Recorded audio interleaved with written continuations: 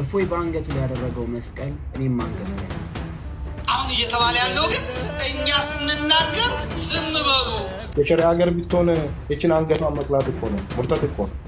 ክርክሩ አመት የፈጀ ነው። እነፎይ እነማን ነው። አሁንማ በዙ፣ ልጆቹም በዙ። ኦሮሚያን የደም መሬት ለማድረግ እየተጉ ያሉ የፋኖ ተላላኪ ናቸው። እንደሚታወቀው 100% ሙስሊም የነበረበት አሁን ሁሉም ከፍሮ ጥቂት ሙስሊሞች የቀሩበት እንደሰማችሁት ነው ቪዲዮ። በአረብ ሀገር ላሉ እህቶቻችን ሰላም ጤና ይስጥልኝ። እንዴት አደራችሁ? እንዴት ዋላችሁ? እንዴት አመሻችሁ? አምላክ አበው ቅዱስ እግዚአብሔር ስሙ ዛሬም ዘወትርም የተመሰገነ የተወደሰ ይሁን። አባቶቻችን ሊቃነ ጳጳሳት በዚህ ጉዳይ ላይ እስከሚገቡ ድረስ የምንችለውን ያህል እንፍጨረጨራለን። አባቶች ሲመጡ ደግሞ ለእነሱ አስረክበን ጉዳዩ እነሱ ወደፊት መጥተው እንዲሞግቱ ማድረግ እንችላለን። እስከዛው ድረስ ግን አትሊስት አቅማችን የፈቀደውን ያህል ግን መረጃዎችን ማቀበል የኛ ድርሻ ነው ብዬ ስላሰብኩኝ በዚህ ዝግጅታችን ላይ መግቢያው እንደተመለከታችሁት መምህራችን ዘበርኩን በቀለ የሚናገሩ የሚያነሳቸው አንዳንድ ጉዳዮች አሉ። ከዛ በተጨማሪ ግን እስልምና እየጠፋባቸው ሙሉ ለሙሉ 100% ሙስሊም የነበረ አሁን ግን እየጠፉ ያሉ ከተማዎችን የምንጎበኝ ኢትዮጵያ ውስጥ ሆነው ማለት ነው። ከዛ በተጨማሪ አንዳንድ ሰዎች እያመኑም ጭምር ነው ሙስሊሞች ሆነው አዎ እፎይ እየተናገረው ትክክል ከመጽሐፍቶቻችን ነው ማለት ጀምረዋል። በጣም ያሳዝናል። ሶሻል ሚዲያ ላይ ያያችሁት አንድ ቪዲዮ ነበረ። ቤተክርስቲያን ሲያቃጥሉ ያያቸዋቸው ወጣቶች ምንድን ናቸው እነሱ የሚለውን ነገር መግቢያ ላይ አድርገን እነሱን አስቀድማለን። ከዛ ፊት ግን እኔም እፎይ ነኝ እያላችሁ ኮሜንት ጻፉ። የምር እስቲ በምን ምክንያት ይመስላችኋል ሰው ከእፎይ ጋር ነኝ እያለ ያለው? የእናንተን ሀሳብ ትንሽ ደቂቃ ልስማና እኔ መልስ እሰጣለሁ። መጀመሪያ ይዞት የመጣው ነገር ብሔር እንደነበር አውርቷል። እሱ ነገር መንገዱ አልስተካከልለት ሲል በሌላ አቋም መጥቷል። ከዛ ላይ ችግር የለውም። አስተምህሮቱን ወላሂ ልዓዚም ነው የምንላችሁ። እኔ በራሴ በኮንፊደንስ ነው የምላችሁ። ሰውየው ሃይማኖቱን በእኛ ሃይማኖት ውስጥ ምንም የሚደበቅ አይነት ነገር ስለሌለ ያን ግልጽ አድርጎ ማውጣት ከፈለገ ያንን ከማብራራት ውጭና ከመቀበል ውጭ ችግር የለብንም። እፎይ ባንገቱ ላይ ያደረገው መስቀል እኔም አንገት ላይ አለ።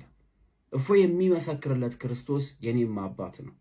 እፎይ ላይ ለሚመጣው ነገር ሁሉ እኔም ወንድሙ አብሬው ከጎነዋለሁ። እሱን ለሞት ስታስቡት እኔም ለሞት አብሬው እንደምቆም አስቡበት። ብዙ ሰው የገዛ ቤቱ ነዶበት ተቃጥሎበት ምናልባት ሀገር ትስተካከላለች ብሎ በዝምታ ያልፍ ይሆናል።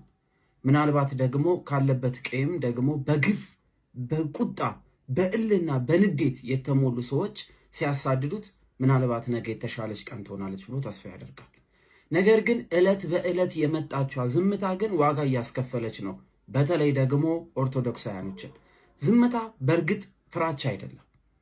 ዝም ማለት በእርግጥ ተፈርቶም አይደለም። ግን ደግሞ ዝምታ በራሷ ባርነትን ትሰጣለች፣ ባህሪያ ታደርጋለች። ዛሬ በወንድማችን እፎይ ላይ የሚደረገው ዛቻ ነገ በመላው የኢትዮጵያ ክርስቲያኖች ላይ የሚሆነውን ነገር እያሳየን ያለው። ስለዚህ ዛሬ የተቀጣጠለችውን ይችን እሳት ዝም ብለን ወንድማችንን ለሞት የምንሰጥ ወንድሞች የለንም። እፎይ ላይ የሚሆነው ነገር በጠቅላላ የሁላችንም ይሆናል። እኔም ኦርቶዶክሳዊ ወጣት ነኝ። እናመሰግናለን ወንድማችን። እግዚአብሔር አምላካችን ረጅም ዕድሜ ከጤና ጋር ይስጥልን። ስለዚህ ሁላችንም ኦርቶዶክሳውያን እስከሆን ድረስ ከወንድማችን ጎን እንሆናለን። ማንም ኦርቶዶክሳዊ ሆነ በተለይ ለክርስቶስ ለአምላኩ የሚጨነቅ ሰው ከእፎይ ጎን የማይሆንበት ምክንያት የለም። አሶሳ ላይ የተቀጣጠለ አንድ ቤተክርስቲያን ነበረ። አይታችሁታል ብዬ አስባለሁ። የማህበራዊ ሚዲያ ሲንቀሳቀስ መቃጠሉንና ለምን እንደተቃጠለም ጭምር ምክንያቱን አብረን እንመልከት። በ200 ጽዋ ማህበርተኛ ይሄን ቤተክርስቲያን እየሰራው ነው ብለሃል። አትችልም። ኦርቶዶክስ ተዋህዶ ነው። ኦርቶዶክስ ተዋህዶ ነው። ኦርቶዶክስ ተዋህዶ ሃይማኖት ከሆንክ በሀገረ ስብከት ስር ነው የምትተዳደረው። ኦርቶዶክስ ተዋህዶ ሃይማኖት ከሆንክ አትችልም። ይኸው የሚፈልግ ሰውዬ በራሷ ደረስ ያጠፍቅ የነበረ አሁን ደግሞ ይባስ ብሎ ያድርጎ ቤተክርስቲያን አስመስሎ ሰርቶ ህዝቡን ኦርቶዶክስ ተዋህዶ ሊያወናብድ የነበረ ከላይ ጉልላቱን አንስተን ቤተክርስቲያን የሚወክል ነገር የለም። አሁን እንደዚህ የሚቃጠለው አውሳ ላይ ማንም ሰው የተማሪያ ምናምን አስመስላችሁ ሌላ ቦታ የለምናችሁ እኛ ጋር አይሰራም እንደዚህ አይነት ነገር። ሰላም የተዋህዶ ልጆች፣ እንግዲህ ትናንትና እዚህ ጋር የተወሰነች መረጃ ልንሰጣችሁ ሞክረናል። ይሄ በምስሉ ላይ የምታዩት ሰውዬ መብራቱ የሚባል ሸደሪያ ላይ ዳስ ዘርግቶ አጸብላለሁ እያለ የተዋህዶ ልጆችን ሲያወናብድ ሲያጭበረብር የነበረ እጅግ በጣም ነውረኛና ከስርዓተ ቤተክርስቲያን ውጪ የሆነ ሰውዬ ነው። ደግሞ የከሰረ ነጋዴ ደግሞ አሁን ጭራሽ ደግሞ ይባስ ብሎ ቤተክርስቲያን ሰራው በማለት እዚህ ጋር በምስሉ ላይ እንደምታዩት ከአምባ አንድ ወዲያ ባዶ በወንዙ ተሻግራችሁ ባለው ቦታ ላይ እንደዚህ አድርጎ ሰርቶ የቅዱስ ጊዮርጊስ ቤተክርስቲያን እየሰራ ነው ብሎናል። ትናንትና ሄደን ለማናገርም ለመጠየቅም ሞክረናል። ከሀገረ ስብከቱ ፈቃድ እንዳለው ጠይቀነው ምንም ፈቃድ አልተሰጠውም። ሀገረ ስብከታችንም ድረስ ደውለን ጠይቀናል፣ ፈቃድ አልተሰጠውም። አሁን ግን ሀገረ ስብከታችን ህዝበ ክርስቲያኑን ይፈልጋል፣ ወጣቱን ይፈልጋል። ምክንያቱም ህጋዊ በሆነ መልኩ በህግ አግባብ የምንሄድበት ሆኖ ደብዳቤ ተጽፎአል።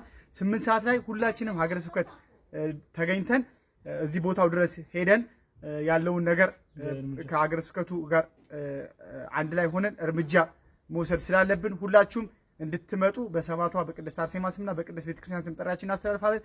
የመኪና ባለንብረቶች ቦታው ላይ መገኘት የምትችሉ ጠቅላላችሁም ተገኝታችሁ ይሄንን ነገር በጋራ ሆነ የምንቃወምበት ግዴታ ስለሆነ እንዳትቀሩ እንላለን። እባካችሁ ይሄንን ተግባር ማውገዝ አለብን። ሁላችንም ህዝበ ክርስቲያን ከ8 ሰዓት በፊት ሀገረ ስብከት ተገኝተን መሄድ አለብን። ከሀገረ ስብከታችን ጎን ቆመን ይሄንን ጉዳይ እስከ መጨረሻው ድረስ እልባት እንዲያገኝ መፍትሄ መውሰድ አለብንና እባካችሁ ህዝበ ክርስቲያን ወጣቶች ሀገረ ስብከት ተገኙ። ትራንስፖርት ባለንብረቶችም የትራንስፖርት አገልግሎት እንድታዘጋጁልን በቅድስት ቤተክርስቲያን ስም እንጠይቃለን። እንግዲህ ይህ ሰውዬ የአምባ 2 ቀበሌ የአምባ 1 ህዝብ ቀበሌ አልፎም ተርፎ የተዋህዶን ህዝብ የናቀ ህዝብን ከህዝብ ለማጋጨት ቆርጦ የተነሳ ወንጀለኛ ፍጹም የተዋህዶ እምነት ተከታይ ያልሆነ ህገወጥ የሆነ ሰውዬ ሹሩባ ተሰርቶ ድሬድ አድርጎ ህዝቡን ለማወናበድ የተነሳ እኔ በጣም ይሄ ነገር በጣም ሊታሰብበትና እርምጃ ሊወሰድበት ስለሚገባ ሁላችሁም የተዋህዶ ልጆች ቦታው ላይ እንድትገኙ እንደው በቅድስት ቤተክርስቲያን ስም ጥሪያችን እናስተላልፋለን። ይህ መልእክት ለሁሉም ይደርስ ዘንድ ቶሎ ብላችሁ ሼር፣ ኮፒ ሊንክ አድርጉልን። ቅድስት አርሴማ ታክብርልን። ከቤተክርስቲያን ጎን እንቁም። ጥሪያችን ይሄ ነው። አመሰግናለሁ። እናመሰግናለን ወንድሞቻችን፣ ነገሮችን ጥርት አድርጋችሁ ስለነገራችሁን እግዚአብሔር አምላካችን ያክብርልን። በነገራችን ላይ የእፎይ ጉዳይ ሊመጣ ነው። እፎይ ብቻ ሳይሆን አሁን የሌሎች የእህቶቻችን በንጽጽር ላይ ስለሚሰሩ ብቻ በደምብ ስሙኝ፣ በንጽጽር ላይ ስለሚሰሩ ብቻ እየተፈለጉ ይገኛሉ። በተለይ አረብ ሀገር ያሉ እህቶቻችን እነ ትንሿን እነ ማማይን የመሳሰሉ ማለት ነው እና ዓለምን ጭምር ማለት ነው። እስቲ የከሰሰበትን ነገር እንስማ። ቪዲዮ በደንብ ሼር እናድርገው፣ ብዙ ሰው ዘንድ እንዲዳረስ እናድርገው። ሌላኛዋ እፎይ ተከስታለች። የምትመለከቷት ሴት ያለችውን ነገር አይተን እንመለስ።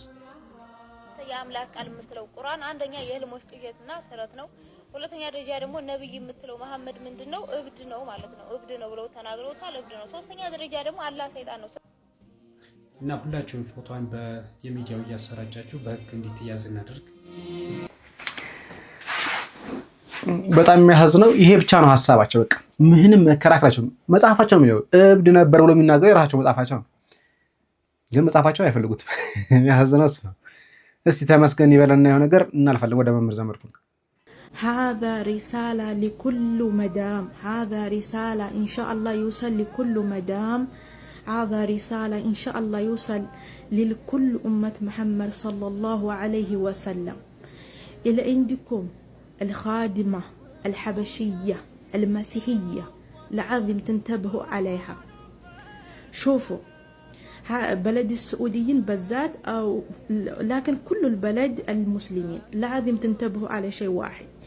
انتوا فتحتوا لنا بلدكم وبيتكم، يعني ان نترزق بعد الله سبحانه وتعالى انتوا السبب، لكن هم يجوا هنا يترزقوا، لكن هم الصراحة والله العظيم هم عايشين بلد صلى الله عليه وسلم، لكن والله يكرهون الكره رسول صلى الله عليه وسلم، يصبون يشتمون يصبون على الله، يصب الرسول صلى الله عليه وسلم. شوفوا القرآن بهذا الشهر المبارك، القرآن الكريم ايش تسوي فيه. شوفوا ترى هذا مو أول مرة والله، لأنتوا فتحت لهم بيتهم تدخل عندك تستخدم واي فاي حقك، لما تدخل غرفتها شوفوا ايش تسوي. لازم تنتبهوا يا جماعة الخير، والله نحن انقطع قلبنا.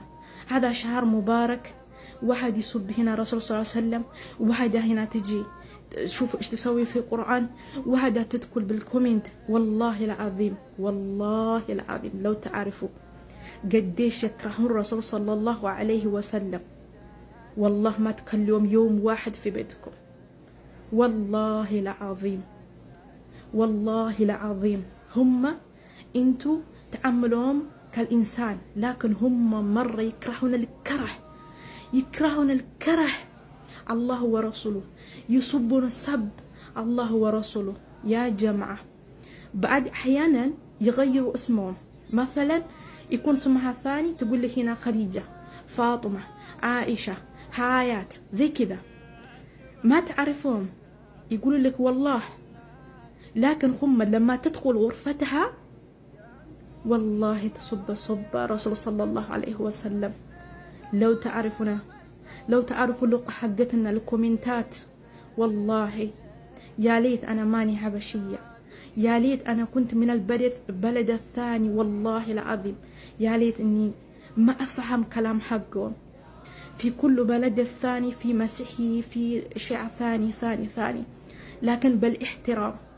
عندنا في بلدنا لما تجوا بالذات لما يكون رمضان يقهرون القهر، يسبون الرسول صلى الله عليه وسلم، يسبون الله. والله يا ليت ما أفهم كلام حقهم، يا ليت ما أفهم الكلام.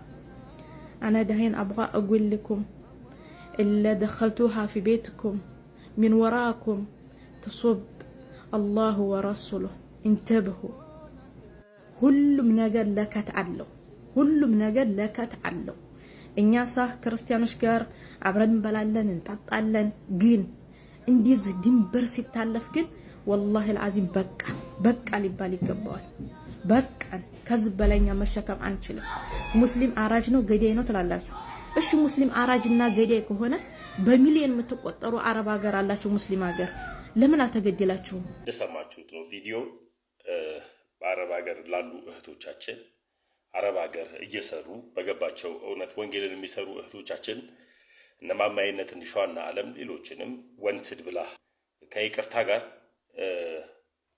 እስልምና ላይ የሚሰሩ ልጆች ሁሉ ወንጀለኞች ናቸው ወይ ወንትዶች ናቸው ወይ? እስልምና ላይ የገባቸውን እውነት የሚያስረዱ እህት ወንድሞቻችን ሁሉ ወንጀለኞች ናቸው ወይ? ከዚህ ጋር በተያያዘ ስማቸውን እየቀየሩ እናንተ ቤት ያሉ የሚሳደቡ እህቶች አሉ። እነሱን ለህግ አቅርቡ።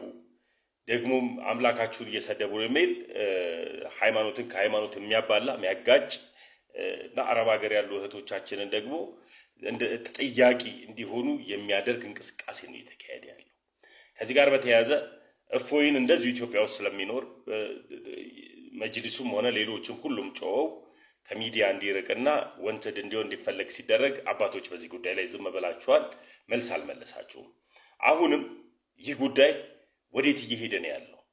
በጣም እስላሞች ጠንቅቀው የሰሩበት ትልቁ ነገር ምንድነው? ከአመት በፊት ከሁለት አመት በፊት ተዘጋጅተውበታል። ይሄንን ሐሳብ በጣም ተዘጋጅተውበት የሰሩትን ስራ አባቶች ምንም መልስ እንደማይመልሱ፣ አባቶች ምንም እንደማይሉ፣ ደግሞ አባቶች ጋር ደግሞ በሌላ ኬዝ አርገው በፖለቲካ ኬዝ አርገው አዙሮት እናንተ ጋር ስለወሰዱት ልጆቻችሁን አሳልፋችሁ ሰጣችኋል ማለት ነው። አሁንም እነዚህ እህቶቻችን ምን እየተባሉ ነው ያሉት? ለምንስ ሃይማኖት ከሃይማኖት ሌላውስ ከሌላው ጋር ለምን ይጋጫል? የትምህርት ልዩነት ነው።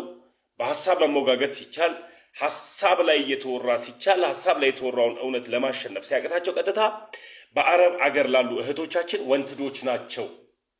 እነዚህ ሰዎች የሚኖሩት በሳውዲ አረቢያ ነው። ስለዚህ እነዚህ ደግሞ የእናንተን ስራ እየሰሩ አይሻ፣ መኪያ፣ ሌላ ስም እያሉ ስማቸውን ቀይረው የመጡ ሀበሻ ክርስቲያኖች ናቸው። ስለዚህ ሀበሻዎቹ እስላም አይደሉም። እናንተ እነዚህ ሰዎችን ካሉበት ቦታ ለሁላችሁ ማዳሞች የምናስተላልፈው መልእክት ነው ተብሎ በሚገባቸው በአረብኛ ቋንቋ የተላከ መልእክት ነው። አባቶች በዚህ ጉዳይ ላይ ለምን ዝም አላችሁ? መሪዎች ምን ነው ዝም አላችሁ? እና አባቶች ለነዚህ እህቶች መድረስ መቻል አለብን። ለምን ጸጥ ተባለ? የገዳማት አስተዳዳሪዎች ለምን ዝም አላችሁ? ለነዚህ እህቶች ለነዚህ ወንድሞች መድረስ አለብን። የክልልና የሀገረ ስብከቶች በጠቅላላ ምን ነው ዝም አላችሁ? ለነዚህ እህቶች መድረስ መቻል አለብን። በጣም ሶሻል ሚዲያ ላይ ተጽዕኖ ማምጣት የምትችሉ ሊቃውንቶች ምን ነው ዝም አላችሁ? ከዚህ በፊት ማርያም የወደቀውን ስጋ ይዛለች አልያዘችም በሚል ክርክር ላይ አይታችኋል። ሁላችሁም በአንዴ ነው የመጣችሁት የነበረ። አሁንስ ያ ወንድም ከወንድሙ ጋር የነበረ የውስጥ ለውስጥ የሚሆን ስራ ነበር ሲሰራ የነበረው። አሁን ግን ጠላት የመጣው ከውስጥ አይደለም ከውጭ ነው። ከውጭ ሲመጣ ደግሞ ብዙ ተብሏል። ማህተብ የሚያደርግ ኦሮሞ የለም፣ ባለ ማህተብ አንድም ኦሮሞ የለም ሲባል እኔ ኦሮሞ ነኝ ያው ማህተብ አድርጌያለሁ እናንተ ባስተማራችሁኝ ትምህርት። የኦሮሞ ህዝብ ደግሞ የኦሮሞ ልጅ ደግሞ በሃይማኖቱ አይደራደርም፣ በክርስትናው አይደራደርም። በጣም ጀግና ነው። ቡና ለመልቀም የመጣችሁ ዲቃላዎች ናችሁ። ኦሮሞ ውስጥ ክርስቲያን የለም ብለው በድፍረት ሚዲያ ላይ ሲናገሩ አባቶች ዝም ነው ያላችሁት፣ መሪዎች ዝም ነው ያላችሁት፣ የሃይማኖት ተቋሙ ዝም ነው ያለው። እነሱ የራሳቸውን ልጆች ደብቀው ያስቀምጡና እናንተ ደግሞ የራሳችሁ ልጆች ደግሞ አሳልፋችሁ በዝምታ ትሰጣላችሁ። ዝምታም መተባበር ስለሆነ፣ መልስ አለመመለስ መተባበር ስለሆነ አሁንም ዝምታችሁ ከሼኪዎች ጋር ወይም ደግሞ ከመጅሊሱ ጋር ወይም ከሃይማኖት መሪው ጋር ተስማምታችኋል ማለት ነው። ዝምታ በራሱ እንደ መልስ እንደ አንድ ድምፅ ስለሚቆጠር ድምፅ ተአቅቦ ተስማምቻለሁም አልተስማማውም ማለት አይደለም። ከተስማሙት ጋር ተስማምቻለሁ ነው። እጅ ብልጫ ካለው ሰው ጋር አብሮ ይደመራል ዝምታ። ስለዚህ ዝምታ ይብቃ። ክብር ለሚገባው ክብርን ስጡ። አረብ ሀገር ያሉ እህቶች ባላቸው ጊዜ ስራ እየሰሩ የገባቸውን ወንጌል በቅዱስ ቁርአን እያስተማሯቸው ነው። ኢየሱስ ክርስቶስ ዘላለማዊ አምላክ መሆኑን እየነገሯቸው ነው። ኢየሱስ ክርስቶስ ከድንግል ማርያም የተወለደው እሱ መንግስተ ሰማያት መግቢያ አንድ ቁልፍ መሆኑን እየነገሯቸው ነው። ባገኙት አጋጣሚ ባገኙት ሚዲያ እዚህ ጋር ደግሞ እስላሞች እነሱና ወንትዶች ናቸው ይፈለጋሉ። ለምን ቢባል እስልምና ላይ የሚሰሩ ሰዎች ሁሉ ወንጀለኛ ናቸው ወይ? ለዚህ አባቶች መልስ መልሱልኝ። እስልምና ላይ የሚናገሩት እውነተኛ የሆኑ አስተማሪዎች ሁሉ ሁልጊዜ መሰደድ አለባቸው ወይ? አባቶች እዚህ ላይ መልስ መልሱልን። ሊቃውንቶች እዚህ ላይ መልስ መልሱልን። በሚዲያ ያላችሁ ደግሞ አንዳንድ ቲክታከሮች ስርዓት አድርጉ። በቃ ዝምታ መልስ ስለሆነ ለእናንተ ደግሞ ብዙ ነገሮችን አትበሉ። ይህንን መልእክት ሼር፣ ኮፒ ሊንክ፣ ሪፖስት በማድረግ ለብዙ ሰው አድርሱልኝ። አመሰግናለሁ። እንግዲህ አንድ የተሰራጨ አለ በአረብኛ እንዳለ እነኝህን እህቶቻችንን ፈልጓቸውና ያዙልንና ግደሉና መልእክት ያለው መልእክት ተስተላልፏል። ለዛ ነው ተመስገን መልስ እየሰጠ ያለው። የአባቶች ዝምታ እንግዲህ ምንድን ነው የሚባለው ገደቡ አልፏል። መድኃኔዓለም ክርስቶስ ይወቀው። ወንድማችን ዘመርኩ ጋር እንጣ አሁን እየተባለ ያለው ግን እኛ ስንናገር ዝም በሉ፣ እነሱ ሲናገሩ ችግር የለባቸው። ሁለተኛ የሚያመጡት ጨዋታ ደግሞ በጣም የሚቀርቡን ወዳጆቻችን ደግሞ ምንድነው የሚሉት? ዘመዴ ይህን እኮ የሚያደርጉት ወሃቢዮቹ ናቸው። ለወሃቢያ ተብሎ መልስ ይሰጣል ወይ? ወሃቢያ ይሁን ምን ይሁን እኔ ታቅላለሁ። እስላም ነው እስላም ነው። አህመዲን ጀበል ወሃቢያ ይሁን ሰለፊ ይሁን ሱኒ የታቅላለሁ። አህመዲን ጀበል የሚባል በእስልምና ጉዳዮች ምክር ቤት ስልጣን ያለው ቦታ ያለው ህዝብ የሚመራ ሰው የኔን አምላክ ጥያቄ አንስቶበት መጽሐፍ ጽፎ አፈር ከድሜ ሲያበላው እያየው ለአህመዲን ጀበል መልስ ብሰጠው ምንድን ነው? ማህበረ ቅዱሳን መልስ ሰጥቷል። ፕሮቴስታንቶቹ መልስ ሰጥተዋል። ትክክል አይደለም ብለው ማለት መብት ነው። መልስ የሰጡት ግን ኢየሱስ ክርስቶስን ከመጽሐፍ ቅዱስ አንጻር ነው የሰጡት። ከዛ በኋላ ደግሞ ለአህመዲን ጀበል ነቢዩ መሐመድ ማን ነው? ነቢዩ መሐመድ ለምን እንዲያደረገ ብሎ መጠየቅ መብታቸው ነው። ኃላፊነቱ የሚወድቀው የማስረዳት ይህንን ጉዳይ በቀሰቀሱት ይህን ጉዳይ ቆስቁሰው ባመጡት በእስላሞቹ ላይ እንጂ በክርስቲያኖቹ ላይ አይወድቅም። እኛማ ችለነዋል። እኛ ችለነዋል። ክርስቶስ ሲሰደብ፣ ስላሴ ሲሰደብ፣ ጣዖት ነው የምታመልኩት ስንባል ምን ስንባል ችለነዋል። ስንታረድ ችለነዋል። ስንገደል ችለነዋል። እንደ ጽድቅ ነው የሚቆጠረው ሲባል ችለነዋል። ይህ አርባ አርብ እየሰበሰብ ሰልፍ እያስወጣ መንግስት እያስደነገጥ እያስደነበርክ የምትለው ነገር ትክክል አይደለም። ክርክሩ አመት የፈጀ ነው። እነፎይ እነማን አሁንማ በዙ፣ ልጆቹም በዙ፣ በጣም ብዙ ናቸው። አሁን እየሰማሁት ያለው ነገር መቆም አይችልም። ቴክኖሎጂው ሰፋ፣ ጠያቂው በዛ። አመት ሙሉ ቁጭ ብለው ጥያቄ ሲበዛባቸውና መልስ ሲያጡ ካልገደልን ካላሳደድን ማለት ልትገሉት ትችላላችሁ፣ ልታስሩት ትችላላችሁ። ባንኩ በእናንተ እጅ ነው፣ ታኩ በእናንተ እጅ ነው፣ ምኑ በእናንተ እጅ ነው። ትችላላችሁ፣ ማስቆም ግን አትችሉ። በዚህ መልኩ አይቆምም። የሚቆመው በህግ በስነ ስርዓት ነው። ውሾቻችሁን ስታስሩ ነው። ስለዚህ ዝም እንደማንል ሊያውቁት ይገባል። እኛም ዝም አንልም ነው። አንተ ዝም ሳትል ዝም እንትላል። አንድ ነገር መታወቅ አለበት። ዝም ያለ ሁላ ምን ያለ ሁላ በቃ ምንም እንትን የለውም ማለት አይደለም። ውሻ ስትሮጥለት ይነክሳል፣ አለቀ፣ ያባራሃል። ውሻን ቆም ብለህ ነው የምታናግረው። ቆም ብለህ ታናግረዋለህ። ዱላህን ይዘህ ምንህን ይዘህ ቆም ብለህ ታናግረዋለህ። እንድንሮጥላችሁ ነው የምትፈልጉት። አህመዲን እንትና ያለውን ስለሰማው ነው። ማነው አሁን ብቅ ብሏል። ይሄ የእስልምናው ቃለ ሙጂብ አሚኖ ቁጭ ብሏል። ፖሊሶቹን እናዛለን። አህመድ ሸሊል ምናምን የሚባለው እኮ 50 ሺህ ብር አዋጣለሁ 100 ሺህ ብር ብለዋል። እሱን ለያዘ እሱን ለነካ እፎይን እንትን ላለ ብለዋል። ይሄ ቀላል ነገር አይደለም። እናንተም የታጠቃችሁትን ሱሪ የታጠቀ ህዝብ ነው ያለው። በፖለቲካ በፕሮፓጋንዳ እንደ ህፃን እየጮሁ እያለቀሱ በማስገደድ ጩኸት አስፈርቶ የለም። ይሄ እናመሰግናለን። መምህራችን ዲያቆን ዘመድኩ ነው በቀለን። እግዚአብሔር አምላካችን ረጅም ከጤና ጋር ይስጥልን። እውነት እስከያዘን ድረስ ምንም የሚያስፈራ ነገር የለም። አንዱ ቢሞት ሌላው ይተካል። ያን ያህል ነው የምንሄደው። እስቲ እስልምናው ሰዎች ያላዩትን ይህን ዘረኛ ሰው እንመልከት። ሀገር ብትሆን የችን አንገቷን መቅላት እኮ ነው፣ ሙርተት እኮ ነው። እዚህ እንትን አሞት መፍሰስ ማለት ነው። እሺ ኢፎይን ለምንድን ነው የምንቃወመው? ነው እኛ ሙስሊሞች ለምንድን ነው የምንቃወመው ኢፎይን? በቃ እንደዛ ከሆነ እቺ ልጅን እዚህ ስትመጣ ለስለሰን እንትን የምንላት ከሆነ በርቺ የምንላት ከሆነ ኢፎይን ለምን እንቃወማለን? እሱስ ምን አጠፋ ነው? ሙርታድ ሲጀመርም እንዴት ለዲን ጥሩ ነገር ያስባል ነው? እንደ እስልምና ራሱ ሙርታድ የሆነ ሰው የሸሪዓ ሀገር ብትሆን የችን አንገቷን መቅላት እኮ ነው፣ ሙርታድ እኮ ነው። እዚህ እንትን አጉል እንትን ይባላል ማለት ሸሪዓችን ላይ የሌለውን ነገር ለምን እንትን ይባላል? አለይኩም ሰላም። አይ እንደዚህ ከሆነ በደንብ ነው ማለት በጣም አስመስል። ባለፈው እኮ ስትለሳለስ አይታታል። እዚህ ስትለሳለስ ልጅቷ ማን ናት? የሆነ ንግግሯ ራሱ በእንትን ነው የምትሰማው፣ በሆነ ማጥለያ አድርገህ ጆሮህ ላይ ምናምን በጣም ቀዝቅዛ ምናምን ነው የምታወራው። እዛ ስትሆን ግን እስልምናን ቀላል ነብዩን አለይሂ ሰላቱ ሰላም እንዴት እንደምትሳደብ ማለት ነው። አራይታታሉ በደንብ ነው ያዩት። በዛም ላይ በጣም ከባድ ነው እኮ ይሄ። በጣም አጉል እንትን ይሄ ኢኪማ ሳይሆን አሞት መፍሰስ ነው።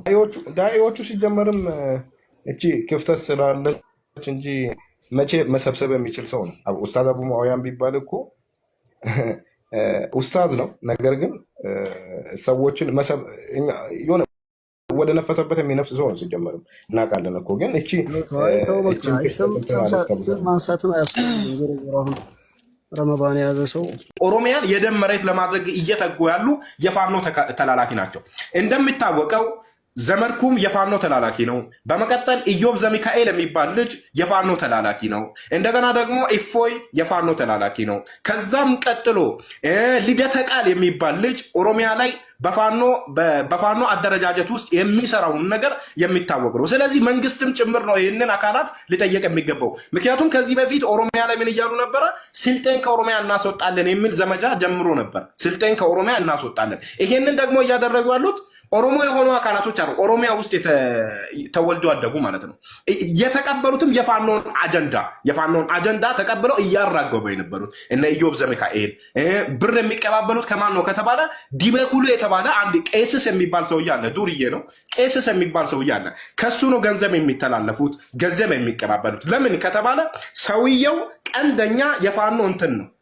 ይሄ የፋኖ ክንፍ ነው፣ ዋና ክንፍ ነው። እና ለነ ኢዮብ ዘሚካኤል ዶላር ሲያስተላልፍ ታውቋል።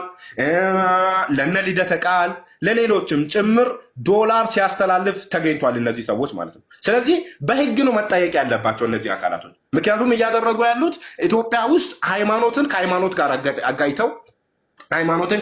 አጋይተው ብሔርን ከብሔር ጋር አጋጭተው ጦርነትን መመስረትና ኢትዮጵያ ውስጥ ጦርነትን ለመመስረት እየታገሉ ያሉ ሰዎች ናቸውና እንግዲህ አስቡት። በሃይማኖት ተከራክሮ ተወያይቶ ማሸነፍ ሲያቅተው ነገር ወደ ሚያዘው ወደ ፖለቲካ ዘሩ ደግሞ እንስማ የእሱን እህቶች የሚላቸው። ፎሎ ራሱ ያረግሻቸው ሰዎች እኔ አስቁኛል ወላሂ አላህ አላፈረኝ። ፎሎ ያረግሻቸው ሰዎች ራሱ ገብቼ እያየሁ ነው። ይሄ ሁላ የካሃዲ ማአት አሁን ለምን ነው ፎሎ የምታደርጊው? ነው ምን ይጠቅምሻል? አሁን ለምሳሌ ቢላሂ ቆይ አንዴ አስረስ ወለቱ ሻሪ አላህ ፈራ አስረስ የካሃዲ ማአት ለምን ነው ፎሎ አላህ ፈራ አልኩክ። ኦኬ ፎሎ አደረኩኝ ፎሎ ባክ መለስኩላቸው በይዘው እኔ ክርስቲያን ብዬ እሺ ለምሳሌ አክሊል ፎሎ ባክ መልሶልሻል። አክሊል አንድ ሰው ነው ፎሎ ያደረገው። ኦኬ እኔ ነኝ ፎሎ አድርገ ለምን ታደርጊዋለሽ? ምን ይጠቅምሻል? ይሄ ለራሱ በምግብ እጦት ለመሞት የደረሰ ሰው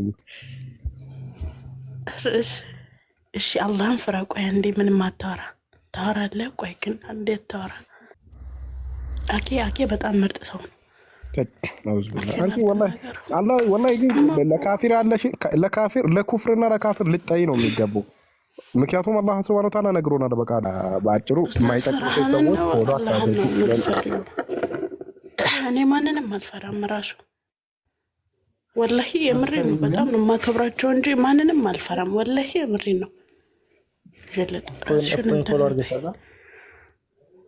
ፎሎ አድርጌዋለሁ። ምን ይጠበስ እንኳንም አደረኩትኝ ራሱ። አሁን 2 አካውንት ነው ያለው እጄ ነው የማደርገው ገና። ምንድን ነው አንተ የምታሽቃብጡት? እቺ ደግሞ ነች እንግዲህ በዚህ አመለካከታቸው ነው እንግዲህ ውይይት የሚሉት እንደዚህ አመለካከታቸው ነው። በጣም ያሳዝናል። ለማንኛውም አንድ የተጠየቀ ጥያቄ አለ። እሱን ምላሽ ወንድማችን እየመለሰ ነው። ከወዲሁ ስራ በታችሁ እስከ ፍጻሜ ተከታተሉት። ከዚህ ቀጥሎ ያለውን ቪዲዮ ተመልከቱ። ይሄ እንግዲያውስ ትልቅ ሰው ነው፣ ሙስሊም ነው። ስለ ጌታችን መድኃኒታችን ኢየሱስ ክርስቶስ ምን ብሎ እንደሚናገርና እነሱ ሲናገሩ ህጋዊና ትክክል የሚሆንበትና እኛ ስንናገር ደግሞ ጥፋትና ወንጀል የሚሆንበት ምክንያት ግልጽ አይደለምና አድምጡት ቪዲዮ። ለህይወት ዋጋ ስጥ እንደምንለው ከሞት በኋላ ላለው ህይወት ዋጋ እንስጥ። ደጋግመን ልንለው የሚገባ ልንጠነቀቀው የሚገባ ነው። ኢሳ የመርየም ልጅ አምላክ ነኝም አላለም፣ አምላክም አይደለም፣ አቅምም የለውም። መላእክትም አቅም የላቸው። እንግዲህ ሰውየው ሲናገር እንደሰማችሁት ከሆነ ኢሳ የማርያም ልጅ አምላክ ነኝ አላለም፣ አምላክም አይደለም ይላል እና ለመሆንም ብቃትም የለውም፣ አቅምም የለውም፣ መላእክትም አቅምም የላቸውም እያለ እንግዲያስ ጌታችን መድኃኒታችን ኢየሱስ ክርስቶስ አምላክ እንዳይደለ ፍጡር እንደሆነ እየተናገረ ነው ማለት ነው። በማያገባው ጉዳይ ያለ እምነቱ እኛ ስለ ቁርአን ስንናገር፣ እኛ ስለ ሐዲስ ስንናገር ወንጀል ነው፣ ጥፋት ነው። እነሱ ሲናገሩ ግን ትክክል ነው። በቃ they are right whatever they talk whatever they say but we are wrong even if we are right። ይሄ ነው ያለው እውነት ኢትዮጵያ ውስጥ። እነሱ የፈለጉትን ቢናገሩ ጥፋትን ቢናገሩ እነሱ ሁሉም ትክክል ናቸው። እኛ እውነት ኖሮን ብንናገርም እኛ ጥፋተኞች ነን። ይሄ እንግዲህ ኢትዮጵያ ውስጥ ያለው ሀቅ ነው ማለት ነው። ስለዚህ ይሄ ሰውዬ እንግዲህ በዚህ እድሜው አደባባይ ወጥቶ እንደዚህ መናገሩ ከራሱ ነው ብዬ አላስብም። ከኋላው የሚገፋው ኃይል ስላለ ነው እንጂ ይሄን ያህል ደፍሮ አደባባይ ላይ ማይክ ይዞ የሚናገርበት መንገድ ሁኔታ አይኖርም ብዬ አስባለሁ። ምክንያቱም ትልቅ ሰው ነው፣ የሌላውን ሃይማኖት ማክበር አለበት ብዬ አስባለሁ። ከተናገረም በራሱ ሃይማኖት በራሱ መስጂድ ውስጥ ለአስተምሮ ሊያነሳ ይችላል፣ ግን በአደባባይ እኛን ሊነቅፍና ሊናገር አይችልም። ስለዚህ እነ እፎይና ሌሎች ወንድሞቻችን በወንጀል ሲጠየቁ ወይም እነሱ እንደሚሉት የሚገደሉ ከሆነ እኚህ ሰውዬም በወንጀል መጠየቅ አለባቸው፣ ወይ መገደልም ካለባቸው እሳቸውም መገደል አለባቸው ማለት ነው። ስለዚህ አካሄዱ ጥርስ ለነቀለው ያው ጥርስ ነው የሚሆነው፣ አፍንጫውንም ለሰበር አፍንጫ ነው የሚሆነው፣ ዓይንም ላጠፋ ዓይን ነው የሚጠፋው ማለት ነው። እንደዛ ነው የሚሆነው፣ እኩል ነው እንጂ ህጉ አንደኛው ሲናገር ጥፋተኛ እና አንደኛው ሲናገር ጥፋተኛ ያይደለ የመናገር መብት ያለው የመግለጽ ሐሳቡን የመግለጽ መብት ያለው አይሆንም። በዚህ ምድር ላይ ስንኖር ያው እኩል ነን። ሁላችንም ተከባብረን ተቻችለን እንኖራለን ብዬ አስባለሁ እንጂ አንዱ እንደፈለገ እየተናገረና እየፈነጨ እንደፈለገ እየተሳደበ የሚኖርበትና አንዱ ደግሞ ማይናገር ማይጠይቅ ስለመብቱ መጠየቅ የማይችል ሃይማኖቱን ዲፌንድ ማድረግ ወይም ሃይማኖቱን መከላከል የማይችልበት ሀገር ሊሆን አይችልም። ስለዚህ ሁሉም ሙስሊም ወገኖቻችን ሊረዱ የሚችሉ ያለባቸው ነገር አለ ይመስለኛል። እኛ ጥፋተኛ ስትሉ እናንተ ደግሞ ምን እየሰራችሁ ነበረ? በመጻሕፍቶቻችሁ ራሱ ስለምንድን ነው የምትናገሩት? መጻሕፍቶቻችሁ ስለምንድን ነው የምናገሩት? ስለ ራሳችሁ ነው ወይስ ስለኛ ነው? እናንተ ሳትናገሩ ነው ወይስ እኛ ብቻ ስለ እናንተ ስንናገር የኖር ነው? ምንድን ነው? ትላልቅ የእናንተ ኡስታዞች ምን ነበር የሚሰሩት? እስቲ አንድ መጽሐፍ ላሳያችሁ። ይሄ መጽሐፍ ስለምንድን ነው የሚያወራው? ስለ ሙስሊም ነው የሚያወራው? ስለ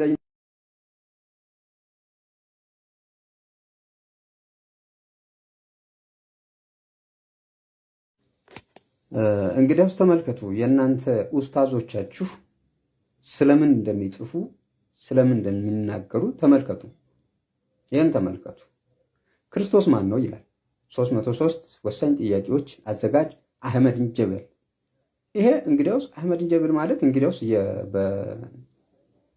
በሙስሊሞቹ በጣም ተጽዕኖ ፈጣሪና በጣም የሚታወቅ ነው። እንዲሁም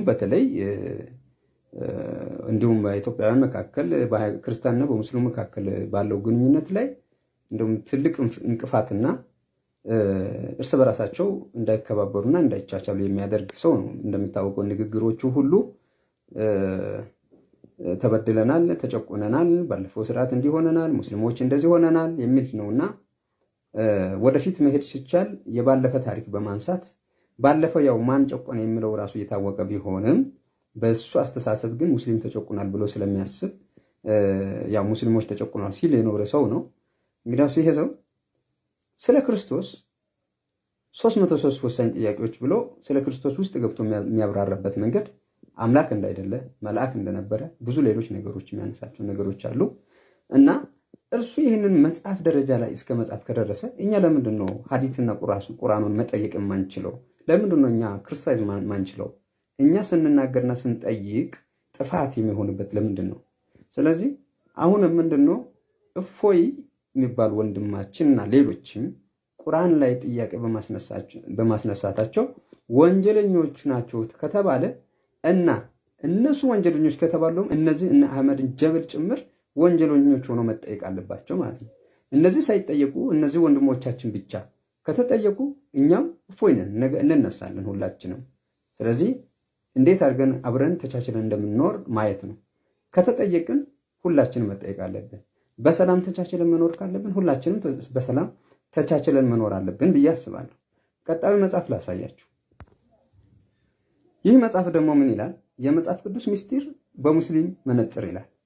ከመሞቱ በፊት ይህችን መጽሐፍ ያንብቧት። አዘጋጅ ቀመር ሁሴን ይላል፣ አዲስ አበባ። ይህ ሰው እንግዲያውስ ሙስሊም ነው። የመጽሐፍ ቅዱስን ምስጢር በሙስሊም መነጽር ለመረዳት ነው የሚሞክረው። ሀው እንዴት ነው ይሄን ሊሆን የሚችለው? የመጽሐፍ ቅዱስን ምስጢር እንኳን የሙስሊም መነጽር ቀርቶ እኛ አማኞች ራሱ በእምነት ካልበለጸግን በስተቀር አንረዳውም። ይሄ አምላካዊ መጽሐፍ ነው እንጂ ማንም አንድ ተራ ነቢይ የጻፈው ነው ብዬ አላምንም፣ አልጻፈውም። የዓለም አቀፍ ጥናቶች ራሱ የሚያሳዩት መጽሐፍ ቅዱስ እውነተኛ እንደነበረና በመጽሐፍ ቅዱስ የተከሰቱ ታሪኮች ሁሉ የነበሩና የተከሰቱ እውነተኛ ታሪኮች እንደነበሩ ነው የሚናገሩት። እና የቁርአንን በተመለከተ ደግሞ ጥናቶችን ገብታችሁ ማየት ትችላላችሁ። ስለነሱ አሁን ለመናገር ብዙም ጊዜ የለኝም።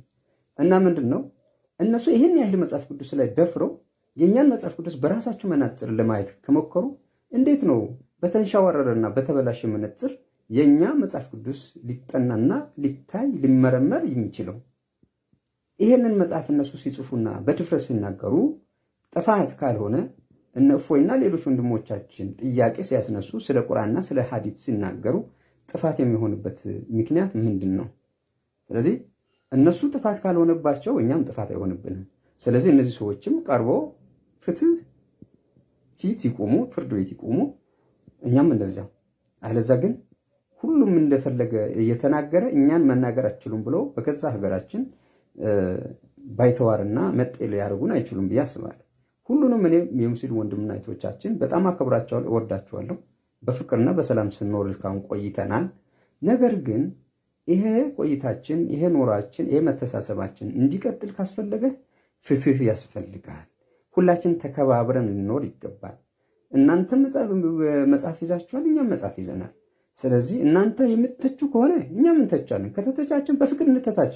እኔ እኮ አሁን ለምሳሌ ቁርአንን ብተች ቁርአንን ለመንቀፍ ሳይሆን በቁርአን የሚያምኑ ሰዎች ወደ ሞት እንዳይሄዱና ወደ ህይወት መንገድ እንዲመጡ በህይወት እንዲኖሩ እንድድኑ እኮ ነው። ወንድሞቶች ሁላችሁም የሙስሊም ወንድምና እህቶች እንድትድኑ ነው እንጂ እንድትሞቱ ወይም ምንድነው ይሄ ቁርአንን ለማኮሰስና መጽሐፍ ቅዱስን ከፍ ለማድረግ አይደለም። ሃይማኖታችንን በነገራችን ይሄን አይፈቅድም። እኛ ከሰው ብቻላችሁ ከሰው ሁሉ ጋር በሰላም ኑሩ ነው የሚለው የኛ መጽሐፍ። በሰላም ኑሩ። ስማችን ብቻ ሳይሆን ሰላም ምንድነው ኑራችን ሁሉ ሰላም እንዲሆን ነው የሚያሳየው። ቀኝህን ቢመታ ግራህን አሳይ ነው የሚለው። መከባበርና መቻቻልን ነው የሚያሳየው። እና ተከባብረን እንኑር፣ ተዋደን እንኑር። እስካሁን እስከመጣ ነው እንኑር። እርስ በርስ እንነጋገር። እንተቻች ካላችሁ ደግሞ እናንተም ተቹ፣ እኛም እንተች። ለምንድን ነው እናንተ ስትተቹ ቅዱስ ሆኖ እኛ ስንተች ደግሞ እርኩስ የሚሆነው? እርኩስ ከሆነ በሁለታችን በኩል እርኩስ ይሁን፣ ቅዱስ ከሆነ በሁለታችን በኩል እርኩስ ይሁን። ቅዱስም ከሆነ በሁለታችን በኩል ቅዱስ ሆኖ ይታይ፣ እርኩስ ከሆነም በሁለታችን በኩል እርኩስ ሆኖ ይታይ። ጥፋተኛ እኛ መተቻታችን ጥፋት ከሆነ እናንተ መተቸታችሁ ጥፋት ነው። እናንተም በህግ መጠየቅ አለባችሁ፣ እኛም በህግ መጠየቅ አለብን፣ ካጠፋን ማለት ነው። ስለዚህ እንነጋገር። እኔ ተታች ካላችሁ ደፍራችሁ ይሄን መጽሐፍ ከጻፋችሁ እኮ እየጋበዛችሁ ነው ማለት ነው አይደል? ይሄ ግብዣ ነው በቃ። የመጽሐፍ ቅዱስ ምስጢር በሙስሊም መነጽር የሚል ሰው ካለ እኔ ደግሞ የመጽሐፍ ቅዱስ የቁርአን ምስጢር የቁርአን ምስጢር በኦርቶዶክስ ወይም በክርስቲያን መነጽር ብዬ የመጽሐፍ መብት አለኝ። ጀስት አይ አም ኢንቫይትድ ቱ ክሪቲሳይዝ ዩር ቁርአን። በቃ ይሄ ነው። ቁርአናችሁን ክሪቲሳይዝ የማድረግ ሐዲሳችሁን ክሪቲሳይዝ የማድረግ መብት ሰጣችሁኛል። ይሄ ማለት ለኔ የኢንቫይቴሽን ሌተር አድርጌ ነው የሚቆጥረው። በቃ ይሄ እና እንነጋገር፣ እተቻለሁ አንተም ተቸኝ ማለት ነው ይሄ። ስለዚህ ከኖርን ሁላችንም እህት ወንድሞቼ ተከባብረን እንኖር። አለዚያ እናንተ እንደፈለጋችሁ እየተናገራችሁ እኛን ደግሞ ዝም እንበሉ የማለት መብት የላችሁ። አመሰግናለሁ።